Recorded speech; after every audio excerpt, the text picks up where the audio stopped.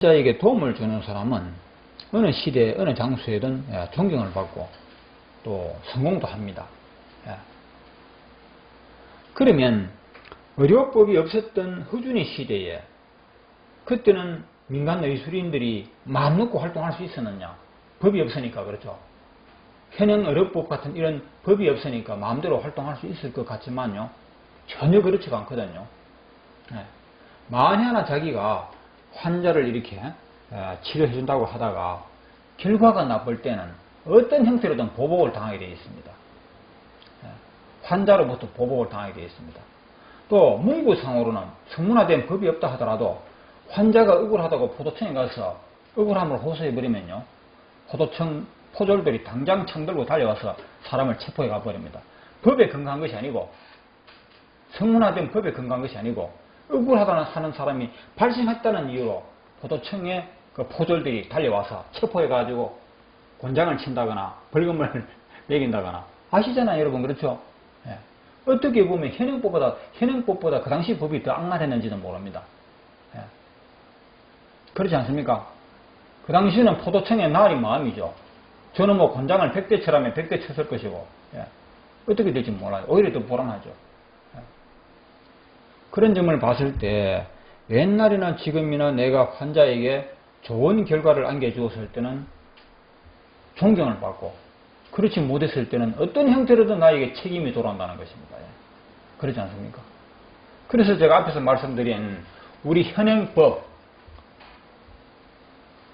의사가 아닌 자, 즉 면허증이 없는 자가 의료 행위를 하면 처벌받는다는 것은 이건 말장난에 불과한 것이고 형식에 불과한 것이지 이런 법이 있던 옛날이나 지금이나 상황은 똑같다는 것입니다. 자, 그러면 우리 현행법도 그렇잖아요. 문민의 의료인이 의료행위를 하다가 고발당해서 법정에 섰다. 큰 처벌 받느냐? 그건 아니거든요. 사안을 조사를 해보고 정말 이 사람은 나쁜 사람이라고 판단될 때 처벌하는 겁니다. 그래 이 사람이 문민의 의료인이지만 봤을 때 피해자도 없고 뭐 여러 가지로 봤을 때 나쁜 것이 없다고 판단되면 처벌을 아주 가볍게 합니다. 처벌을 아주 가볍게 한다는 것이죠. 또는 때로는 그 뭐 판사에 따라서 처벌을 아예 그 뭐 안 하는 사람도 있다고 하는데 자 이런 경우가 있습니다. 조사를 해보니까 그 수천만 원을 소득을 누렸습니다. 짧은 기간에. 그러면 이 사람이 어떤 행태로든 그 의술이 뛰어나기 때문에 많은 사람들이 찾아왔고 또 조사를 해보니까 피해자가 없고 그럴 때도 처벌하여 보면 어떻게 처벌하느냐. 상당한 벌금형을 처한다거나 또는 그 대부분의 집행유예 아닙니까? 그렇죠? 10년, 10개월 징역에 집행유예 2년 이런 식으로 처벌합니다. 특히 벌금형을 많이 내립니다. 왜 그럴까요? 자, 이 정도로 문면허 의료행위를 했다는 것은 물론 세금 한 번 안 냈죠. 그렇죠? 문면허 의료행위 하시는 분이 내가 사람 치료해주고 돈 벌었다고 세금 내는 사람 없잖아요. 그렇죠? 당신은 세금도 안 내고 그런 일을 했으니까 벌금은 내야 되지 않느냐 해서 벌금형이 차는 거죠. 때로는 집행유예로 때립니다.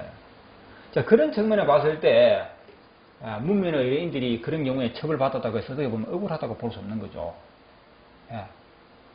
문면허 의료인들이 전부 다 그런 처벌을 받는다면야 불리할 일이지만 그 뭐 1000명 중에 한두 명 재수 없는 사람이 걸려들어가지고 그런 처벌을 받기 때문에 어떻게 보면 가벼운 벌이죠. 그렇죠? 1000명 중에 한두 사람이 재수 없는 사람이 뭐 그런 벌금형을 맞았다 하면 그렇죠? 그래서 이 현행법이 우리에게 그렇게 나쁜 작용을 하지 않는다. 이렇게도 볼 수 있다는 것입니다. 그래서 어떤 사람은 저는 뭐 법만 없으면 내가 마음껏 의료행위를 하고 돈도 벌고 성공할 텐데 이 현행법에 대해서 굉장히 못마땅하게 생각하는 분들 많은 것이 사실이죠. 막 법을 심지어는 정오하는 사람들도 있습니다. 우리가 총칼을 들고 일어나서라도 저 법을 없애야 된다. 이 법을 바꿔야 한다. 이렇게 주장하시는 분들도 있거든요. 그 현행법을 아주 정오하는 그런 입장이 아닙니까? 그렇죠? 그렇게까지는 안 해도 된다고 저는 생각하는 거거든요. 그래서 이런 법이 있던 현실이나 없던 과거에나 자연법의 지배를 받고 사는 우리의 입장은 그다지 큰 차이가 없다 하는 것을 여러분 참고 생각해 주시고 자 그런데 자, 그렇게 해서 우리가 이 법을 준수하고 이 법의 필요성도 우리가 조금은 인정해 줘야 되거든요. 예. 면허증을 받은 의사들은 정말 오랜 기간 동안 엄청난 투자를 해서, 그게 또 엘리트에 속하는 이런 분들이 의사 공부를 해가지고 의뢰행위를 하는데, 무면허 의뢰인들이 설친다는 게 이것도 조금 문제가 있는 것입니다. 그래서 이런 법이 최소한 필요하다 하는 것도 조금은 인정을 해주고, 자, 그러나 우리 잔지원요법 자격사 여러분들은 정말 병을 잘 고칠 수 있는 그런 이론적, 그 현실적인 그런 능력을 갖추고 계시는데, 이런 분들이 정말 활동을 해보겠다는데 이 법이 걸림돌이 되어야 되겠습니까? 예. 자, 이렇게 하다 보면 본의 아니게 덜커덕 현행법에 걸려드는 수가 있습니다. 예. 지금까지 그런 사례가 몇 차례 있습니다. 예. 덜커덕 걸려들었다. 운이 나빠서인지, 예. 사필 규정에 의해서인지 그런 일이 발생했을 때 우리는 어떻게 할 것인가? 우리의 대책을 우리 스스로 만들어야 한다는 그런 생각을 안 할 수가 없죠. 자, 그러면 제가 그 말씀 들어가기 전에 한 가지 더 덧붙여서 말씀드릴게요. 우리가 환자를 상대할 때는 반드시 봉사하는 마음으로, 정말 봉사하는 마음으로 진실성을 가지고 환자를 맞이해야 되는 것입니다. 사람이 사람을 보살피는 것은 이거는 인간의 기본 권한이요, 또한 기본 의무가 아니겠습니까? 주변에 내 가족이든 이웃이든 환자가 발생했을 때 병으로 고생하는 사람, 누구나 그걸 피할 수 없지 않습니까? 이걸 우리가 해야 하는데, 아무리 우리가 봉사의 마음, 진심, 그렇죠, 이런 것을 강조해도 지나치지는 않거든요. 자, 그 중에 봉사하는 마음 중에 무엇이 반드시 포함되어야 하느냐 하면, 내가 마음만 가지고는 봉사가 되는 것이 아니고, 반드시 뭐냐 하면 실력이 뒷받침되어야 한다는 것입니다. 실력이 사실상 별로 없는데 자기 자신을 과대평가해가지고 내가 저 환자의 병을 당장 고칠 수 있는 걸로 이렇게 착각할 수가 있는 겁니다. 다 고칠 수 있는 것처럼 그렇게. 그런 마음에서 환자에게 그런 발언을 해요. 나는 당신 병을 쉽사리 고칠 수 있다고 이렇게 호언장담을 해버립니다. 그거 조심해야 되거든요. 고칠 수 있다 이런 말을 하지 말고 고치는 방법이 있다고 이렇게 말하는 괜찮을지 모릅니다. 고치는 방법이 있다. 그렇게 해서 그 환자에게 길을 열어주는 건 모르겠지만, 내가 당신의 병을 고칠 수 있다 이렇게 해가지고 바로 치료로 들어가게 되고, 환자는 나의 의술을 전적으로 믿어버리고 그 결과가 나쁘면 쏘갔다는 이런 평가를 받게 되잖아요. 이런 부분에서 상당히 조심을 해야 돼요. 이런 경우는 봉사정신이 제대로 갖춰지지 못한 사람이란 말입니다. 자기 자신이 그걸 깨닫지 못해요. 자기 자신이 이 환자에 대해서 환자를 잘못 모셨다는 것은 생각할 줄 모르고, 나중에 문제가 되었을 때는 오히려 환자가 나쁜 사람이라든지 환자가 나를 오해했다거나 이런 식으로 환자 책임을 돌릴 수 있다는 것이죠. 그래서 여러분이 진정 실력을 갖추려면 앞으로 더 많은 경험을 쌓아야 되고, 더 연구, 공부하는 자세를 가져줘야 되는 것입니다.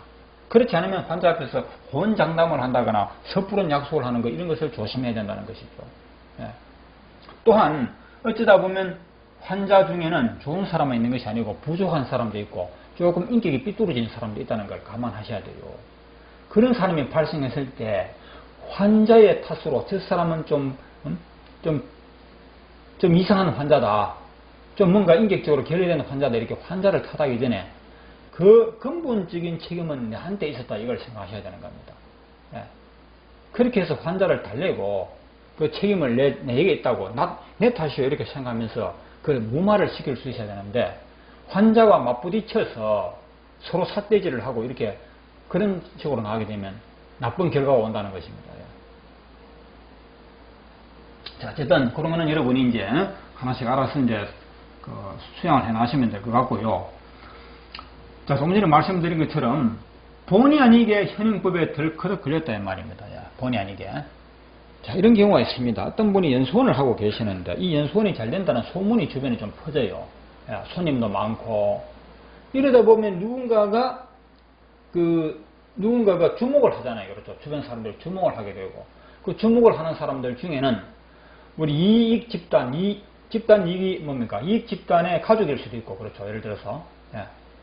가족일 수도 있고, 아니면, 뭐, 한의사 협회, 한의사 협회나 의사협회에서는 이 불법 예술 행위에 대해서 정식으로 그 단속하는 그런 특별반도 있다고 들었습니다. 예.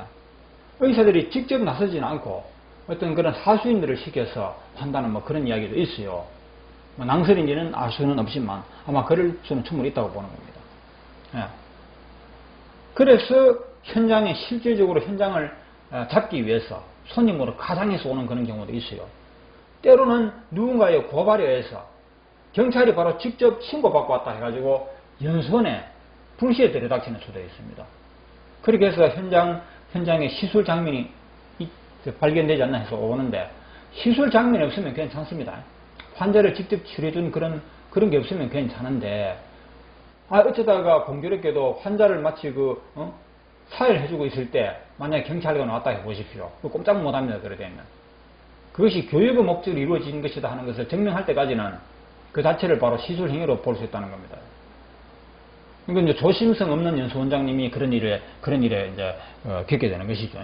절대 공식적인 연수원 안에서는 그런 시술하는 그런 행위를 절대 함부로 해서는 안 됩니다. 그래도 문을 열어놓고 아주 공개적으로 하는 사람도 있어요. 그런 경우는, 자, 본인이 하지 않으려고 그래도 자기도 모르는 사이에 막 그렇게 할 수가 있어요. 그러다 보면 덜커덕 걸리게 되는데, 자, 법에, 우리가 흔히 속된 말로 걸렸다 하지 않습니까? 법에 걸렸을 때, 법에 직면했을 때 하겠습니다. 현행법에 직면했을 때, 이럴 때는 우리가 어떻게 대처해야 되느냐. 이걸 꼭 한 번쯤 짚고 넘어가야 되겠죠. 자, 여기서 여러분, 제가 오늘 조금 평범한 이야기이면서도 때로는 여러분이 금방 알아듣기 어려운 말일 수도 있는데, 이 도덕과 양심과 법이라는 말을 우리는 많이 하지 않습니까? 그렇죠? 도덕과 양심은 법하고는 좀 뭔가 거리가 있다, 본질적으로 다르다, 이런 이야기까지도 하는데, 물론 저는 법이나 도덕이나 양심이나 다 일치한다고 생각하거든요. 그러면 이제 법에 덜커덕 이렇게 직면했을 때, 걸렸을 때 조사를 받습니다. 조사를 받는데, 당신이 이러한 혐의로 법에 걸렸는데, 이렇게 조사는 1차적으로 경찰서에서 받습니다. 환자를 그동안 몇 명이나 시술해 주었느냐, 돈은 얼마 받았느냐, 이런 조사를 받게 되어 있습니다. 그러면 대부분의 사람들은 그 솔직히 이야기를 하지 않습니까? 그렇죠? 왜 솔직히 이야기하느냐? 자기가 지금까지 평생을 정직 하나로 살아왔는데, 그 법이 무서워서 거짓말을 하기 싫다는 게 사람들의 기본 양심입니다. 그래서 있는 그대로 이야기를 합니다. 있는 그대로 이야기를 하고 선처를 바랍니다, 이렇게 하죠. 근데 저희 여기 자연재해농법 이 법률, 우리 뭡니까? 법률 말할까? 우리 나름대로의 어떤 뭐 토론회 아닙니까? 그렇죠? 일종의 토론회입니다. 여러분도 같이 한번 생각해보자는 것이고, 또 우리가 토론을 통해서 이런 어떤 이야기를 하게 되는 것인데, 그럴 때 여러분, 이제 양심과 법과 도덕을 한번 생각해보게 되거든요. 그때 여러분, 도덕과 양심을 저버려서는 안 된다는 겁니다. 도덕과 양심을 이때도 저버려서는 안 되는 거예요. 경찰관이 조사를 하는데, 수사관이 얼마의 환자를 치료해줬고 얼마의 돈을 벌었느냐고 물었을 때 도덕과 양심을 지켜야 됩니다. 아시겠죠? 이때 이 도덕과 양심을 지키기 위해서는 여러분은 사실대로 말해서는 안 돼요. 얼마의 환자를 치료해줬고 몇 명의 돈을 벌었다, 말이 바뀌었습니다만, 솔직히 이야기하는 것은 양심과 도덕을 저버리는 행위라는 것을 여러분 오늘 이 시간부터 아셔야 된다는 겁니다. 좀 모순이 있는 이야기죠. 여러분이 양심과 도덕을 지키기 위해서 경찰관 앞에서 솔직히 말하지 말라고 제가 이렇게 지금 말씀드리잖아요. 결국은 이상한 논리를 내세워가지고 여러분에게 이제 거짓말하라, 사실대로 말하지 마라, 이걸 제가 여러분께 권고하는 입장인데, 자, 어떻게 보면 이상하다, 저 사람 자연재해농법 책을 썼다더니 뭔가 우리에게 이제 거짓말을 하라고 이렇게 이상한 그 유도를 하네, 이렇게 이제 오해하시는 분도 있습니다. 그러나 제가 분명한 것은 여러분이 이제부터 진정한 도덕과 진정한 양심이 무엇인지 이걸 한 차원 더 높여주셔야 돼요. 경찰관 앞에서 솔직히 말하고 바른대로 말하는 것이 여러분 양심이고 도덕이라고 생각하는데 그건 엄청난 착각이라는 걸 이 순간부터 아셔야 된다는 것입니다. 네. 자, 그러면 제가 한 번 더 말씀드릴게요. 어쩌다가 법의 틀 크덕 직면했을 때 그렇죠. 여러분이 민간 의술을 베푸는 과정에서 법의 틀 크덕 걸려가지고 문면의 의뢰행위라는 그런 혐의로 조사를 받는다고 했을 때 조사관 앞에서 사실대로 말해서는 안 되는 겁니다. 사실대로 말해서 나에게 불리하지 않다면 해야 되겠지만 나에게 불리한 경우에는 절대 사실대로 말해서는 안 된다는 것이 제가 여러분께 말씀드리는 거 아닙니까? 사실대로 말하지 않는 것이 다시 말해서 여러분에게 불리한 진술을 함을 지키는 것입니다. 막상 여러분들이 이런 일에 당면하게 되면 제가 방금 했던 이 말을 잊어버릴 수가 있어요. 까맣게 잊어버립니다. 잊어버리고 있는 그대로 이야기하고 선처를 바랍니다. 이렇게 하는데 그건 절대 그는 잘못된 것입니다. 왜 선처를 왜 바랍니까 여러분?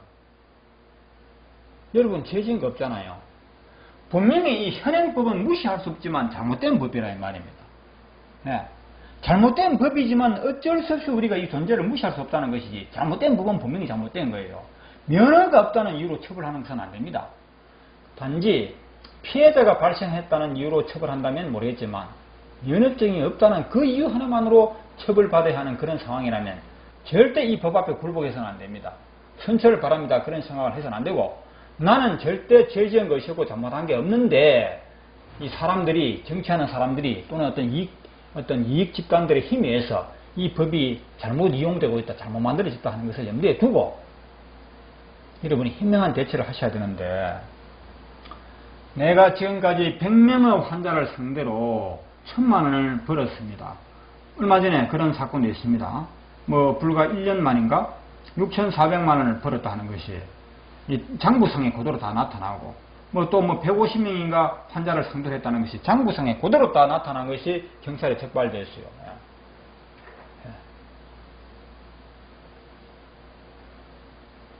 큰 처벌 받지 않고 바로 불구속 됐다 그런 걸로 나왔는데 그 정확한 결과는 아직까지 나타나지 않았습니다만 자, 이런 경우 장부상으로 모든 것이 나타났다 하더라도 그 장부 그 자체가 증거는 아니거든 사실은요. 참고사항이지 그 자체가 증거는 아닌 것입니다. 제가 말을 좀 횡설수설하는 것 같은데 자 결론은 어떤 말씀을 드리고 싶으냐면 명백한 증거에 의해서 내가 이 현행법의 어떤 조처를 받는 건 모르겠지만 내 입으로 내 스스로 환자 100명을 상대로 몇천만 원을 벌었습니다. 그런 말을 하는 것은 그야말로 바보입니다. 바보. 바보라면 차라리 괜찮죠. 그런 사람은 정말 비도덕적이고 비양심적이고 참된 법의 의미를 모르는 사람이라는 것이죠.